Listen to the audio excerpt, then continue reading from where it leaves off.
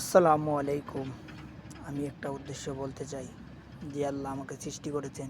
এই আল্লাহর দরবারে লাখ কোটি শুকরিয়া। আমার জীবনে ছোটোবেলায় একটা স্বপ্ন ছিল, আমি মক্কা মদিনার পবিত্র রাষ্ট্রতে আসবো। হে আল্লাহ আমাকে আনেছেন, আমি আইছি। তার কারণে আল্লাহর দরবারে লাখ কোটি শুকরিয়া আদায়। আরও শুকরিয়া আদায় করি হযরত মুহাম্মদ সাল্লাল্লাহু আলাইহি সাল্লামের উম্মত হিসাবে। আমি যে পবিত্র রাষ্ট্রে আসছি তার দরবারে লাখ কোটি শুকরিয়া আদায় করছি। কবে না কবে মক্কা মদিনা যাব, আমার মনে আশাটা পূর্ণ হবে। একদিন না একদিন ঠিকই যাব। আমার যে নবীজি শুয়ে আছেন রওজা মুবারকটা আমি ঘুরে আসবো।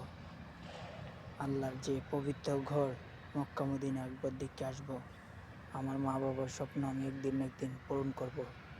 ভিডিওটি ভালো লাগলে শেয়ার করে পাশে থাকবেন। ধন্যবাদ সবাইকে। সবাই নামাজ পড়বেন, আল্লাহর ইবাদত করার চেষ্টা করবেন।